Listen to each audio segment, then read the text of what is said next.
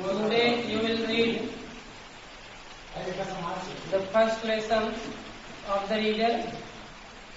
The name of the lesson is The Road Not Taken. This is a poem composed by Robert Frost. The name of the lesson is The Road Not Taken, composed by Robert Frost.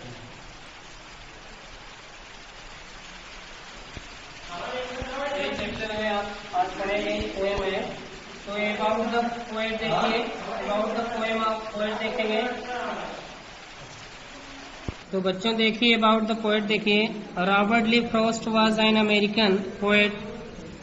Robert Lee Frost जो थे एक American कवि थे and play right, और क्या थे, एक नाटककार थे, जिनके बारे में आप लोग पढ़ रहे हो। रॉबर्ट फ्रॉस्ट जो है वह एक अमेरिकन कवि और एक नाटककार थे।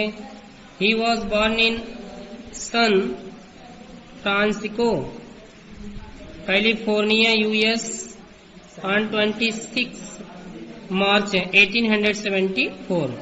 उनका जन्म सैन फ्रांसिस्को, कैलिफोर्निया के सैन फ्रांसिस्को में, संयुक्त राष्ट्र अमेरिका, जो यूएस देख रहे हैं, यूनाइटेड स्टेट ऑफ अमेरिका, तो संयुक्त राष्ट्र अमेरिका के सैन फ्रांसिस्को नामक स्थान पर 26 मार्च 1874 में हुआ था। He is known for his realistic depictions of rural life.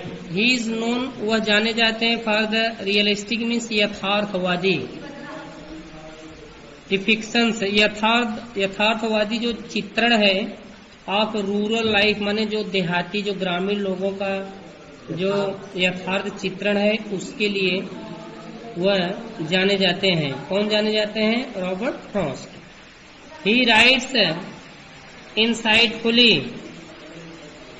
वह insightfully about common ordinary experiences, वह लिखते हैं इनसाइटफुली अबाउट कॉमन ऑर्डिनरी, जो व्यवहारिक, कॉमन ऑर्डिनरी एक्सपीरियंस, जो साधारण व्यवहार है, अनुभव है, एक्सपीरियंस, उसके बारे में लिखते हैं। Frost died in Boston on 29 January 1963। Frost की मृत्यु बोस्टन में 29 जनवरी 1963 में हुई थी। अबाउट द पोएम देखेंगे।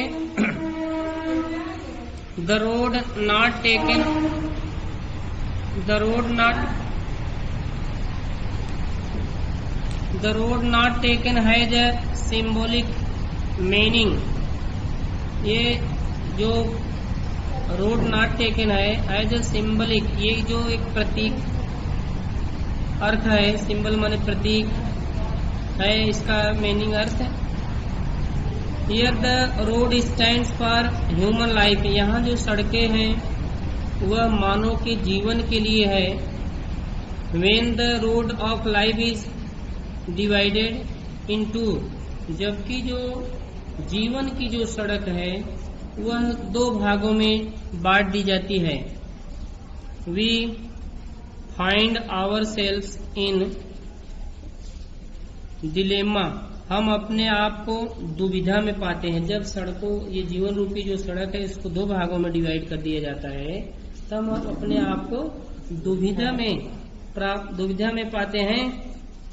We have to make a choice, तब हमको एक चुनना है। We have to make a choice, हमें एक चुनाव करना है, हमें एक चुनाव करना होता है।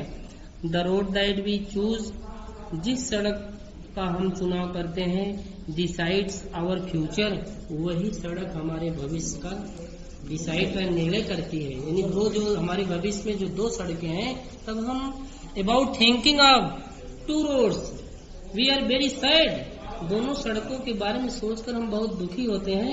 And we have to decide, और हमें निर्णय करना है ऑफ आवर फ्यूचर, हमारे भविष्य के बारे में कि हम किस रोड पर हम चलें, which may lead us to success और फेलियर, जो सड़कें हमको, हमारे जीवन रूपी जो सड़क है जो हमको सफलता की तरफ ले जाएगी या फेलियर असफलता की तरफ ले जाएगी, इसका चुनाव करने में हम क्या करते हैं, बहुत ही दुविधा में हो जाते हैं। And we are very sad, हम लोग बहुत दुखी होते हैं।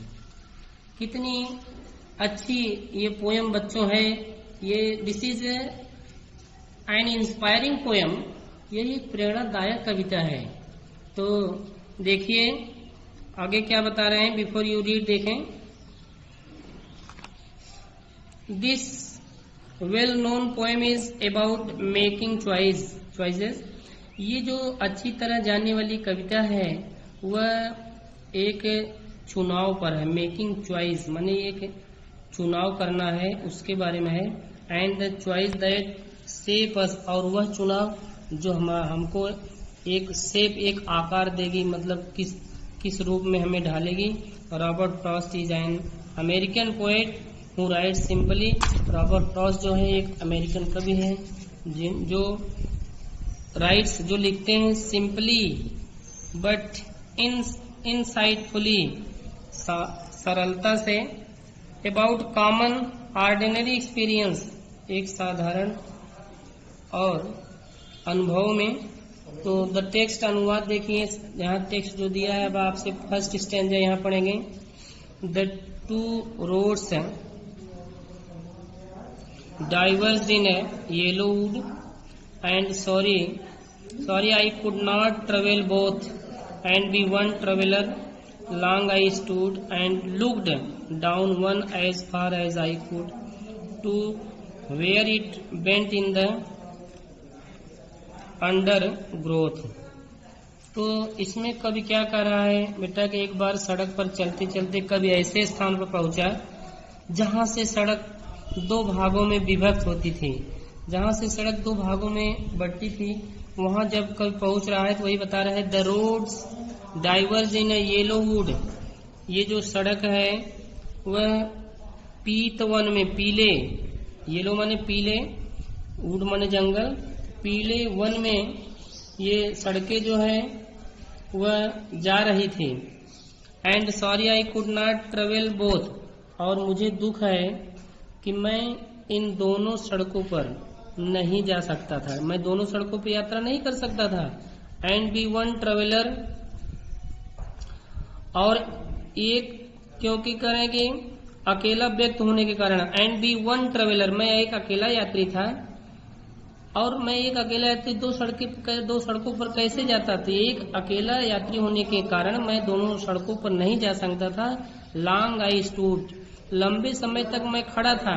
एंड लुक डाउन, और look down one as far as I could, मैं देर तक खड़ा था तथा सड़क को दूर वहां तक देखता रहा।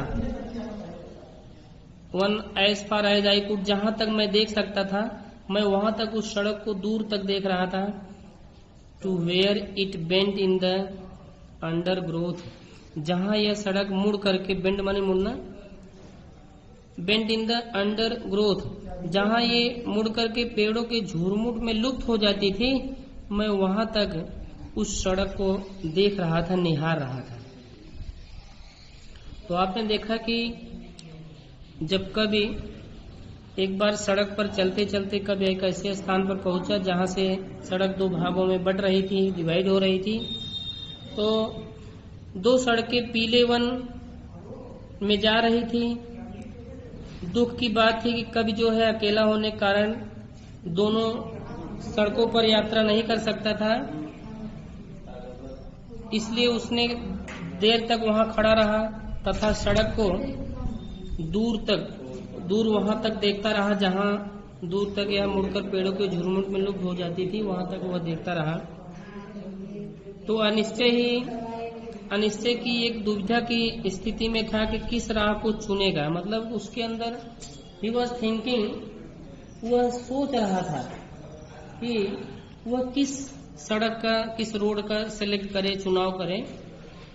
तो दूसरा देखिए, stanza, second stanza, then took the other just as fair, and having perhaps the better claim, because it was grassy and wanted wear, though as far that the passing there had warned them really about the same. तो कभी क्या रहा, then took the other just as fair, कुछ देर अनिश्चय से एक सड़क को काफी देर देखते रहने के कारण पश्चात तब कवि ने क्या किया, दूसरे मार्ग को चुना। देन टुक द अदर, उसने टुक मन लिया, means he selects the other road, वह दूसरे सड़क का चुनाव करता है। जस्ट एज फेयर, शायद यह क्या सोच रहा है कि यह अच्छा था, उतना ही अच्छा था जितना कि पहले वाला।